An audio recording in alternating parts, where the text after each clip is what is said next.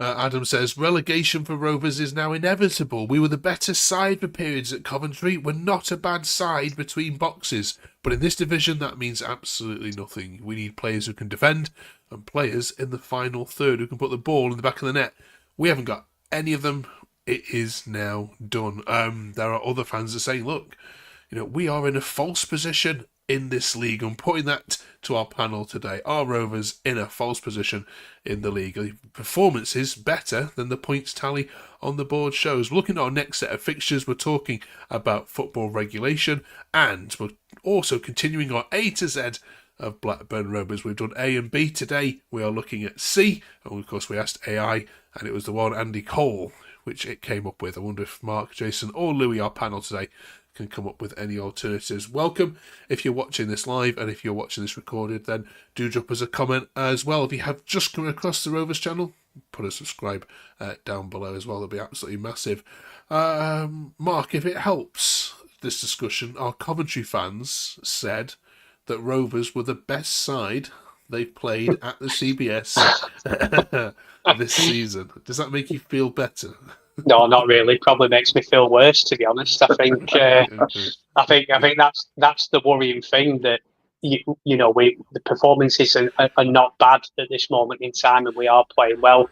Probably apart from the Charlton away game, performances have been okay, but that is the worry to me, because if we're not getting the goals or the points when we're playing well, and when we're not playing very well, then things will just get a whole lot worse. So yeah, we did play well on Saturday, and again, we chances that we had, but just going back to the tweet that we've been talking about previously and stuff, but it's both boxes. Again, we can't put the ball in the net at one end, and then we at the other end we can't tend to keep clean sheets. So yeah, so it's nice that Coventry fans have said that's thanks very much, but yeah, it doesn't mean a thing to us at the minute, I don't think.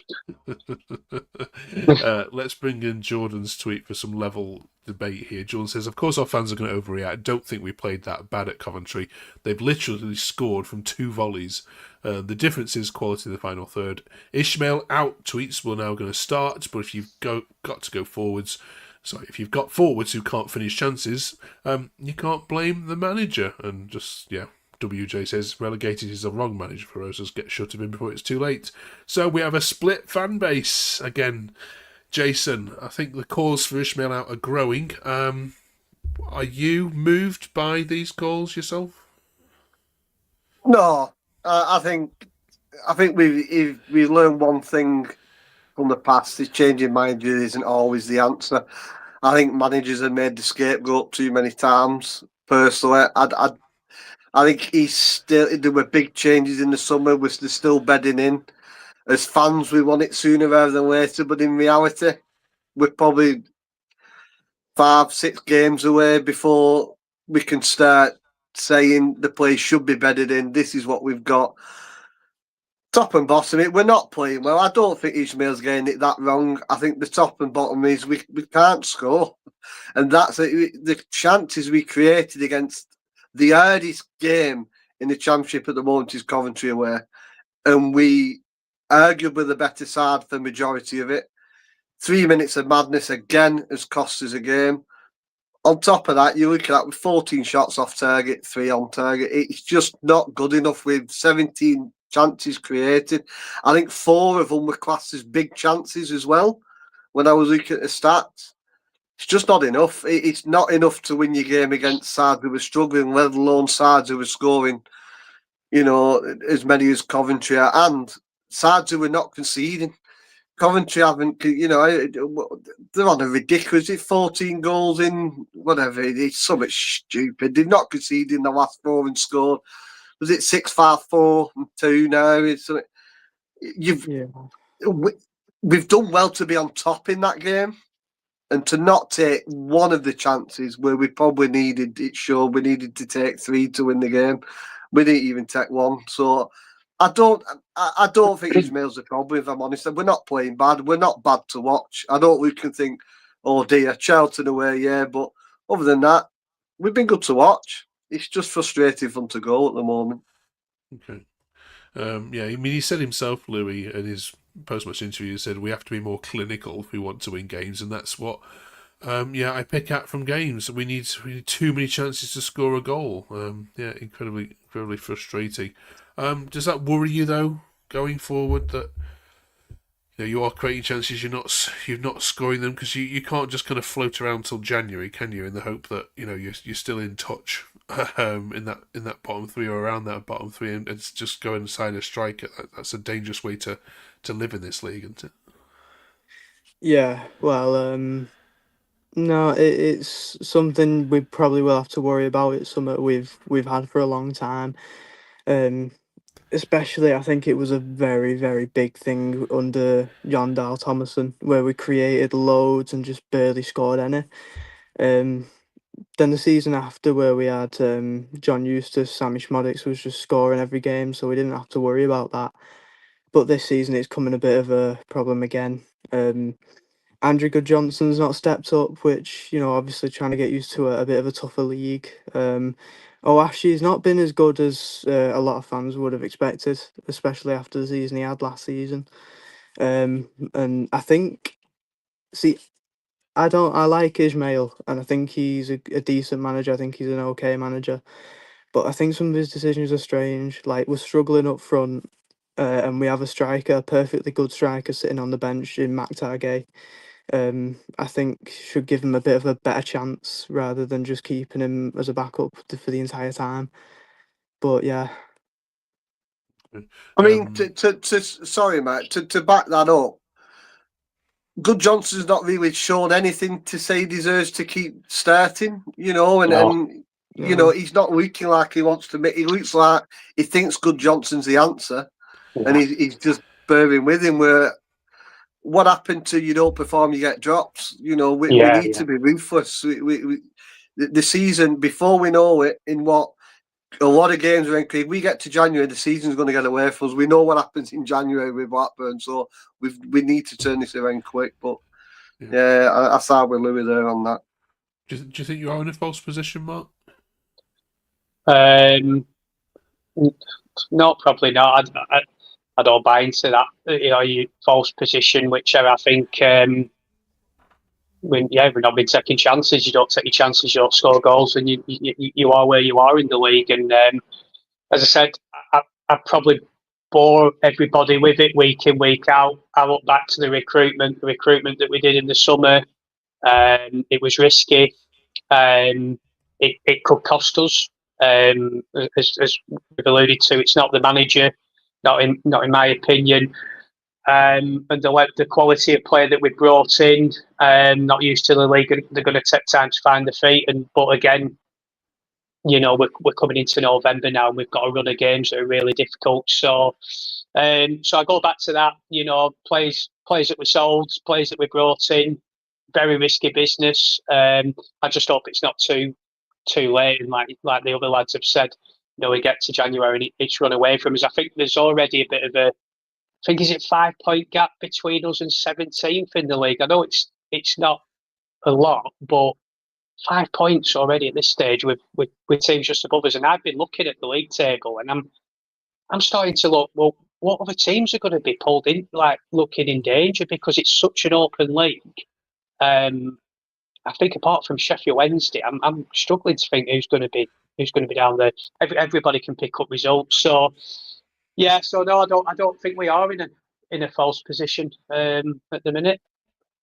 Okay, we're starting to see more of these kind of tweets though. Jason David says we need a Neil Warnock to come in and sort this out. Russell Bennett saying my thoughts are resign. He's another Vanky's charlatan. I mean, some fans are suggesting, Jason, he's never going to get this sacked because he's a stooge for the hierarchy, and that is exactly what they want, and he's a yes man who's not going to ask any questions when there's no money in January. I mean, I worry where we are with you are as a fan base, just as a neutral, because there does seem to be each week a growing sense of either anger, apathy, or just I'm walking away from this mess, which isn't good.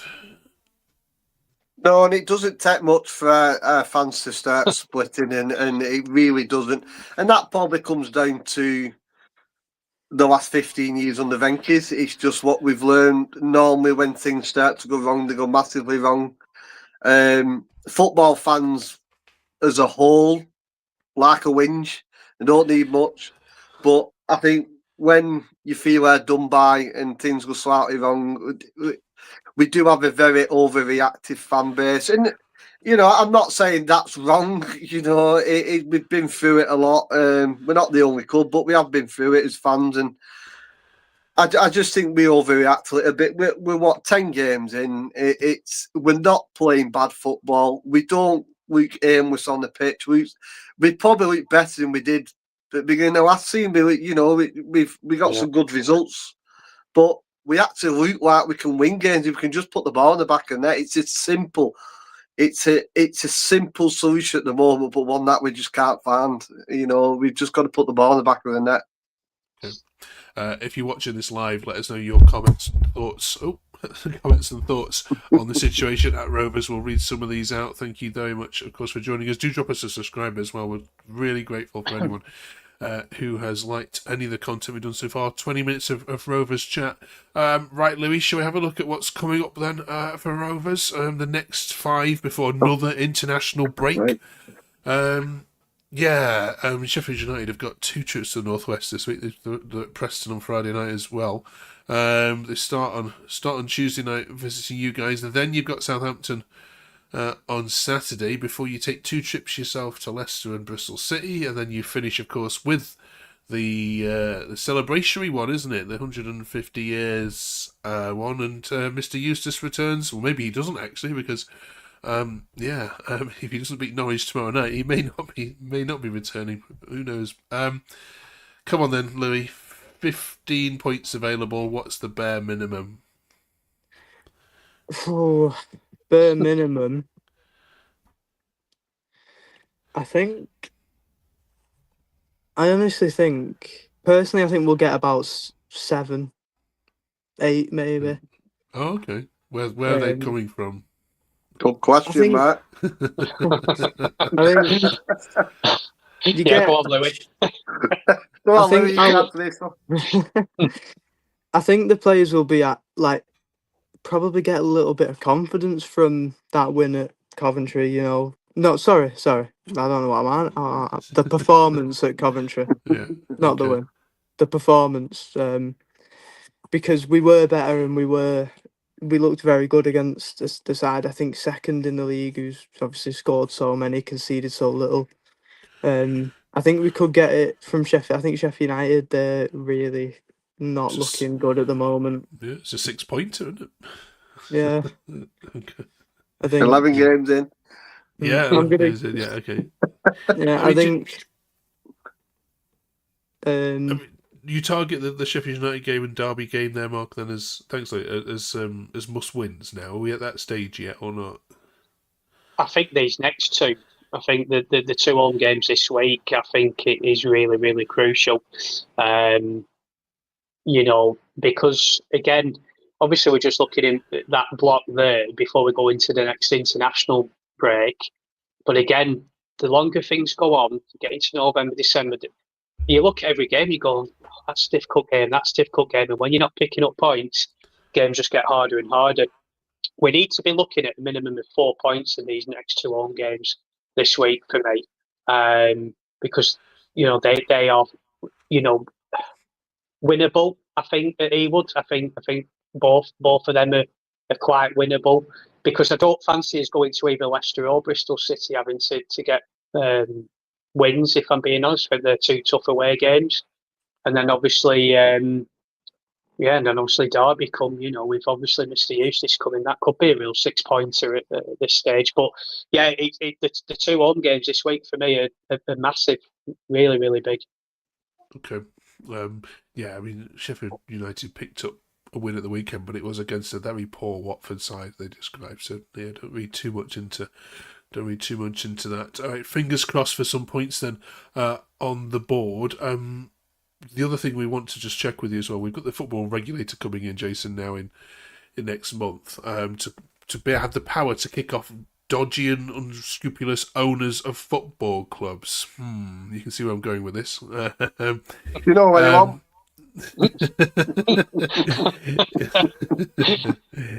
Is it something that we need in football, or is it are we just meddling too much? Shouldn't I be think something the FA are doing already? I think this should have come in a long time ago. I think, you look at Club Sheffield Wednesday at the moment, a club with an history like that, and the position they found themselves in, again, down to mismanagement. The position we're in, mismanagement. I think the game, certainly at the lower leagues, have needed someone with the authority to come in and say to an owner, "You're no good, sell the club." It needs someone, and this governing body that's coming in, this regulator, has the authority to do that.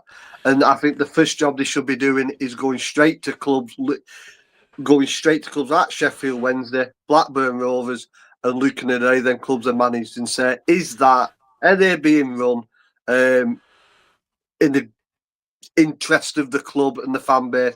The answer is no, they're not. So they need to sort them clubs out first. That would send a message out, to clubs who are not probably as far down the line as us in Sheffield Wednesday. I mean, Sheffield Wednesday are further down the line than we are, but I think they need to come in and make a statement. And by doing that, I think clubs like us and Sheffield Wednesday are the clubs where they could make that statement, send that message out. But yeah, I think it should have come in a long time ago. Mm-hmm. I mean, we don't know the reach of the regulator yet, but I mean, Mark, Louis, can you see the Venkies pay the bills? Let's be fair. They make sure the staff and the players are paid, which is what we haven't got at Sheffield Wednesday. They do invest in the club in terms of minimal transfers. So you could argue that maybe the regulator's reach isn't going to be able to touch the Venkies because they are doing what I suppose the regulator's going to come in and check, which is, are they running the club effectively? They might not be doing it well.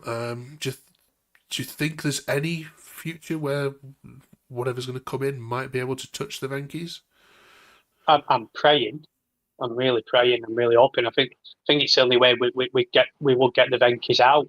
To be honest, because there's no sign of them budging. It all depends how in how things work. In theory, it looks all right, doesn't it? And but it all depends. Yeah, like I said, when these things come in, it depends obviously what how they're doing, what the criteria is. But I do think looking at it, it is a positive move.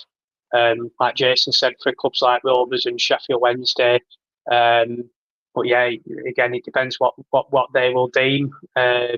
But I'm hoping, because something really needs to happen at a lot of clubs. Obviously not just us, but a lot of clubs up and down the country in all the top 4 or 5 leagues. So I'm really hoping, fingers crossed. Just hope things are not too late by then, and we're in the outer reaches of League One or something. So fingers crossed.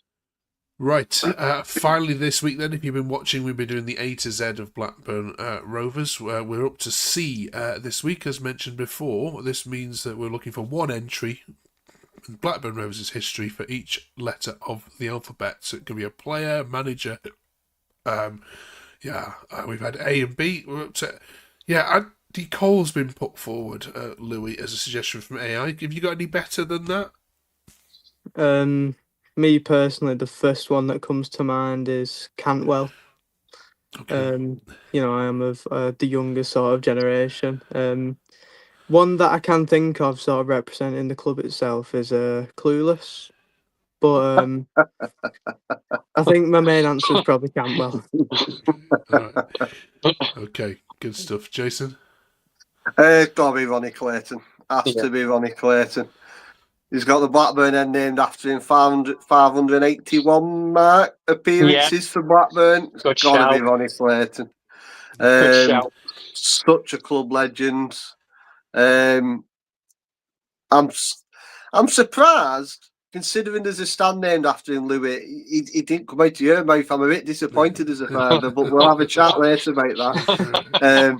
I'm going to do you a 20-question Blackburn Rovers history test. Some homework, but Ronnie Clayton for me.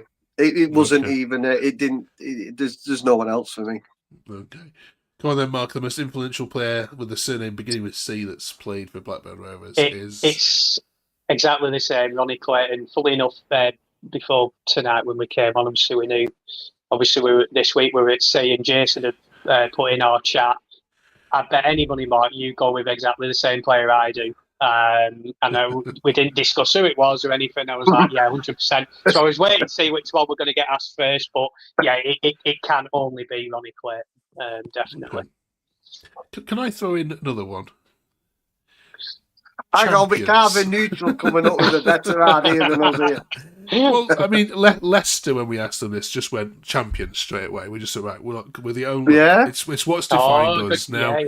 Yeah. Surely, Rovers we're waiting for Pete. defined. Are you waiting for Premier League champions? Okay. Okay. All right. Yeah, waiting for Pete. Okay. Hey, Ian, Mark, by the way, can I confirm, what did we go with for B? Did we go with Brotherston? We did, yes. Because, I think Tom made a very good case for that. I think. Yeah, he did. Yeah. He did. Yeah, absolutely. Yeah. And we've got our dealers in for A, haven't we, as well? Yeah. Oh, Mad Dogs. There you are, Mad Dogs. Thank you very much. It's Chris Coleman. That's a double Chris C Coleman. as well. So that is a shout, Mad Dogs. Yeah, Chris Coleman. Yeah, he was good player. I was a big fan of Chris Coleman. God rest his soul. Yeah, I was a big fan of him.